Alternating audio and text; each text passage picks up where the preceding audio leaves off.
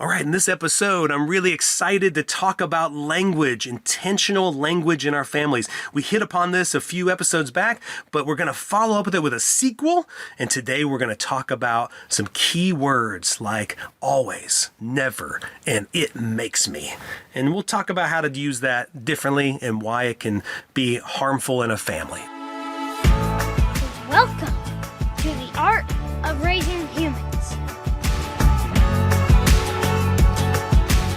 Hello, and welcome to episode 25 of the Art of Raising Humans podcast. I'm Kyle. And I'm Sarah. I'm kind of excited. 25, right? Yeah. That's a quarter of 100. I was like, whoa, 25. It's very exciting. I know. Let's celebrate these things, right? I mean, geez, 25 is good. When we get to 100, we're going to have a party. Yeah, this is awesome. yeah. But on today's episode, we are going to talk more about intentional language. A few episodes back, you can go back and listen. We talked about specific words that Sarah and I have just worked on getting out of not only our language personally, but in our family in general, because we have found as counselors and as just people, it's just not helpful. It really doesn't help the situation. So I'm looking forward to having that conversation. I first want to emphasize that we would love for you to go leave comments, to give a star rating, to share this with friends. The more people that can hear this, the more families that are helped. I mean, Sarah and I are doing all of this to just help more families. You know, we're not doing it because we love the sound of our own voice. I do love spending time with my wife, and I love hearing her voice. But it isn't to just be like, I hope people just hear our voices and think it's great. We're doing it because we feel somewhat confined in the practice and how many families we can reach. And this way, we're really hoping we reach a whole bunch more. So our mission with Art of Raising Humans, our mission with Parenting Legacy as a private practice is to change the world, is to help more families embrace a different style of parenting their kids, discipling them, raising self-controlled kids who, man, just bring more light to the world. And the world really needs that right now. Yeah, I think I feel so grateful. I feel in some ways that I fell into what I've learned. You know, it wasn't a path I thought, I need to change my ideas of parenting. Mm-hmm. Yeah. It wasn't like that. I came into the information and then I saw all that was out there and started pursuing more and more. And I'm so grateful I'm so grateful what it has brought to our relationship. Yep. I'm grateful for what it has brought to our children and how we're raising them and our relationship with them and future generations. And so I want to share that because I feel like I got this great thing and I need to share that great thing with others who I didn't know it was there. Exactly. I had no idea. Even though we went through a master's program and got a degree in counseling, we still didn't know lots of this was there. We got little hints of it. Yeah, exactly. But there's so much. It's so great, and it changes and has brought so much greatness into our lives and our relationship, and I want to give that to other people. This one in particular, we're going to jump on a few more words that I hear a lot, and Sarah does too, when we're helping families. And really, in a session, when I hear clients use this kind of language, I immediately jump on it and say, hey, let's switch that language because it's just not helpful. And in the first one, if you want to go back, if you haven't listened to it, but in the first one, we spent a lot of time getting words out like have to, need to, should. Those kind of things tend to be really, they're just less healthy in the relationships with our kids and in our marriage and the way in which we talk to ourselves, okay? So in this one, I really wanted to hit upon a couple key ones. And so by the end of this, I hope you'll understand why they're so important to kind of shift out of. We're not just trying to pick on some words. No, like, yeah, those words are stupid. Yeah. No, these words in particular, we'll kind of give the words first, give the background behind those words and why, what we see happen in relationships when they're used, but then also replace them with better ways to say it or more helpful ways or healthier ways to say it is a way. So in this one, we're going to talk about moving away from words always and never. And I know a lot of listeners probably have heard that before, but we'll say, and the other one is makes me. So it makes me, all right? So first of all, let's start out with the words always and never. What is the problem with those words, Sarah? Well, they're just very black and white. Mm-hmm. That's it. You always do this and that, or you never. And so that immediately is going to say it's this or that. Yep. It's a very fixed way of looking at a situation. Yeah. And honestly, it just it just can't really be true. Yeah. You never take out the trash, or I mean, it's something. Yeah. So you never pick up your socks. Yeah. And they probably have at some point, Sure. and it just creates this battle immediately because it's a fixed position. You're completely a loser because you never or always, and it just creates this battleground, and it puts us in a place in our brain that's just going to war because it's an always or never situation. Well, immediately when you do that always or never, like you said, the kind of dichotomous, the black or white type thinking, immediately puts the other person on the defensive to where, I don't know about you, Sarah, but I immediately go, really? Let me think of the one instance that I didn't You just to don't hear- prove you are wrong. Anything I said after never or always is lost because you're thinking, there was this one day 3 years ago on Christmas Eve. You may not have seen it, but I did it. I did that for you, you know.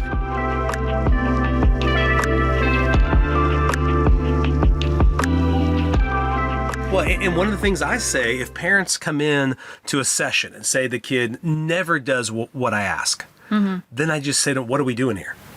Like, if your kid never does it, what are we trying to achieve? He never does it. So, okay, let's stop expecting him to do it because he just never does it. Yeah. So it's something interesting in us when we say that. It's like we're typically upset. You always do that or you never do that. Why am I still upset about it? Right? I should just go ahead and expect that to be the case. Like, I never do that. Like my child never flies. They never fly. So I'm never upset with that. They never just take off and go flying. That's right. And so the reason why we're upset is because we're asking them to do something different, yet then telling them they never do anything different. Right? Yeah. And so what the feedback I get from kids, especially teenagers who hear this, is they're like, then why do you think I can do it? You know? And many times they'll buy into that story. They'll buy into that and start saying things like, I can't do it. You know? Like, you never get your homework done on time. And yet we're mad about it. And then the kid will tell me, I can't get my homework done on time. Because they believe you. Yes, they bought into it. I'm never gonna do it. And then the whole thing they're getting in trouble for is they're not getting their homework done on time. Or there's never a time he comes home and just gets his homework done without an argument happening. Yeah. Okay, then let's just accept that. Let's just move forward, right? I mean, really, the reason why we're upset is we would like it to be different. So the first step in that is I've got to stop having a fixed mindset about it. Now, it might be more accurate to say he seldom does that. Or he often does that. And I know that might seem like that's just semantics, but just like we said in the previous project, semantics are important. They are. They set the brain. It signals the brain, okay, this is what we're working on. If you say never, then okay, we're working on never doing that. But if you're like, you haven't done this much, or then it goes, oh, okay, all right, there's some growth opportunity here. Something can change. Yeah. It's not set in stone that it's never. Well, even as you say that, I'm thinking there's times where I'm talking to somebody and I might be thinking they always do that or never do that. And they might even point to an instance when they didn't. And I'll be like, oh, that's an outlier. That doesn't even count. You still always. So when we're in that part of our brain, one thing, the language I'm using, always or never, tells me I'm not in my prefrontal cortex because the prefrontal cortex doesn't see the person that way. It's when I'm in the limbic system. It's typically when I'm stressed, when I'm anxious, when I'm upset, frustrated, annoyed, irritated, all those feelings, always or never grows out of that. Okay, so first I want the listeners to hear that when I'm using that language, it's not helpful because it's not coming out of a space that allows the other human that I'm asking to change to even change. And like you said, I'm actually wiring my brain to predict that they cannot be successful at doing the thing I'm asking. Even if they were to do something that's different than what I'm saying they typically do, I won't either see it or I won't compute it as somehow different to what I'm saying, you know? Yeah. And we know that kids especially, they'll believe what we say about them. They actually believe what we believe about them. It reminds me of that study with those school teachers where they told the school teachers, hey, these kids in your class, they're low IQ. They're not very smart. These kids are really smart. And it wasn't even true. They just told the teacher. The teacher did not tell the students. Yes. Yeah. By the end of the year, what the teacher believed about the kids became more true when they retested the children. Yeah.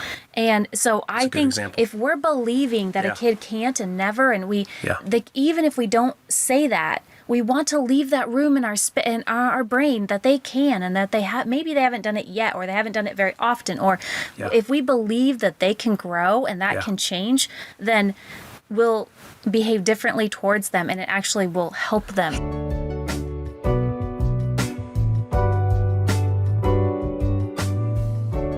If I think my son never picks up his clothes, I'm also going to buy into that too. And I will not ask him to pick up his clothes, right? So eventually I'll be like, why do I keep asking? He never does it. And then what's going to happen is I'm probably going to pick up his clothes.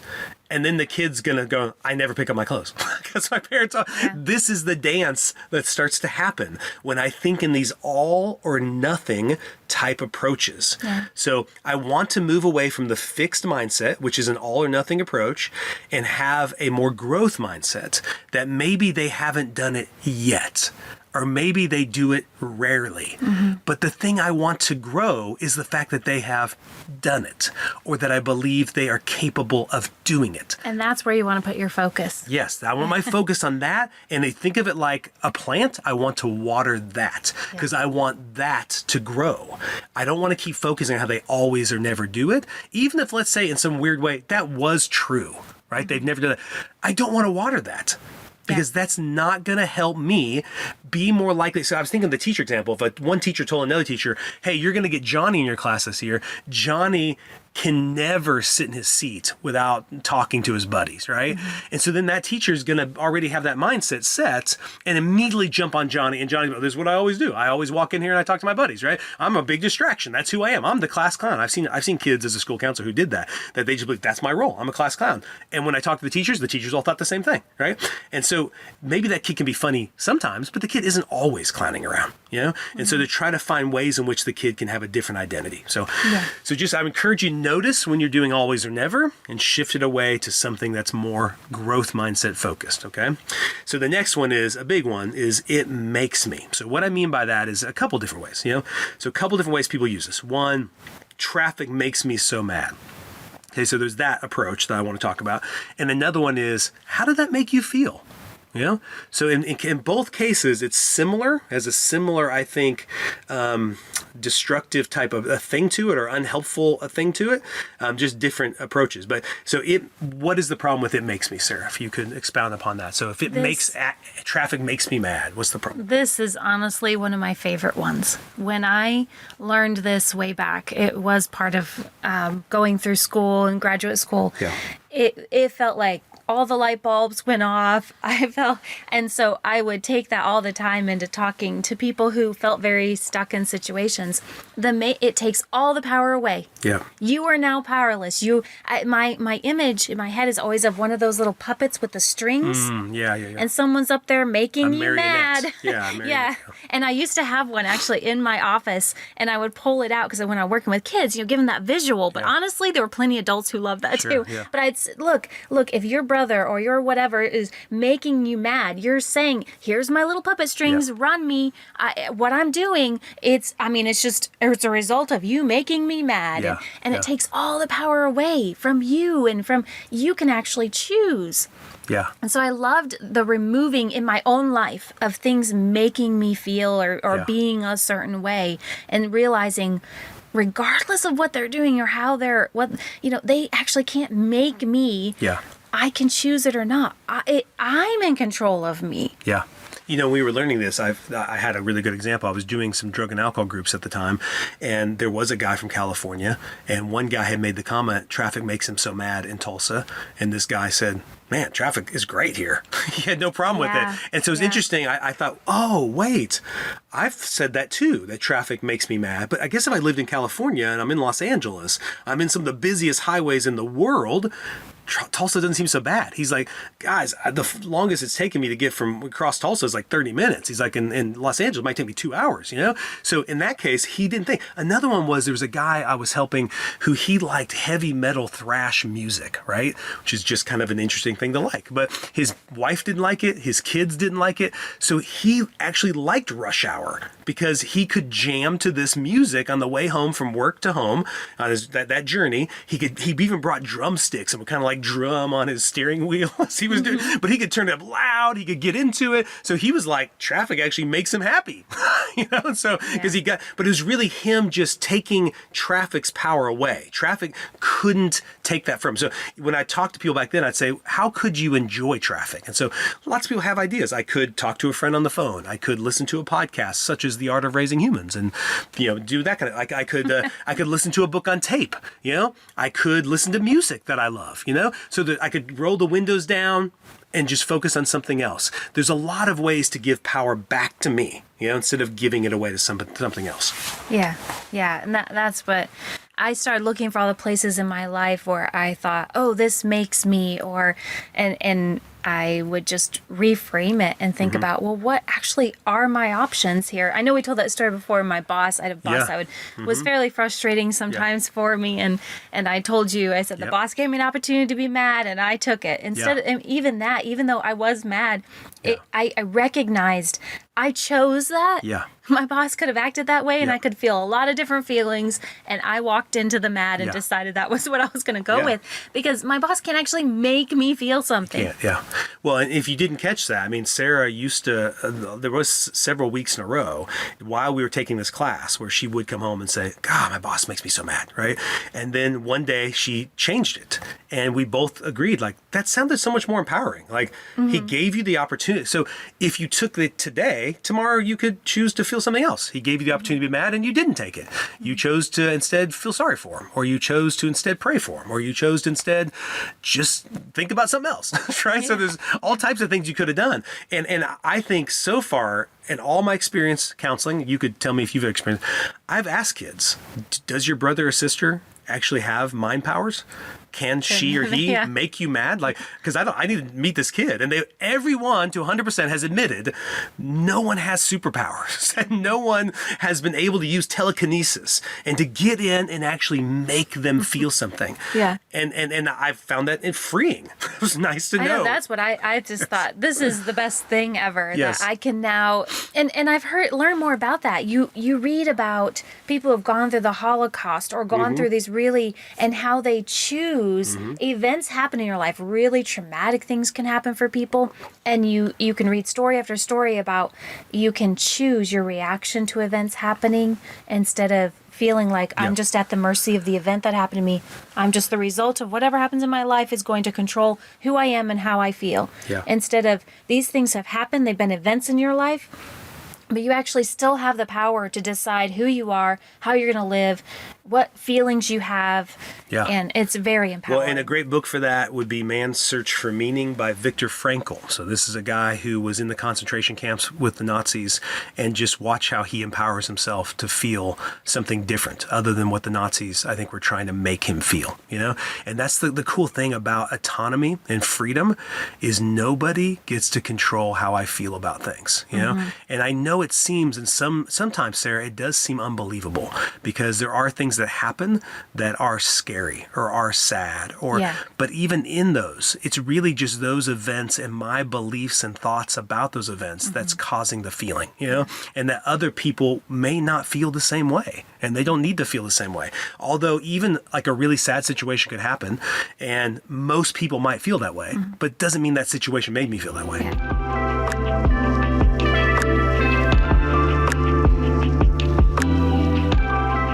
And it's even okay to feel that way. Yeah. Like I said, I chose to be mad. Yes. It's just the fact that I'm owning. Take responsibility for your feelings. Yeah. Yep. I'm sad when my grandfather died. I felt very sad, but his death didn't make me feel that way. I just feel that way in a reaction to what happened, and it just gives me this ability to shift my grief or move through situations instead of being the victim of the situation. And so, how this helps your kids is just in how you speak to them. One, if I'm upset with my child, I can say I feel really frustrated right now.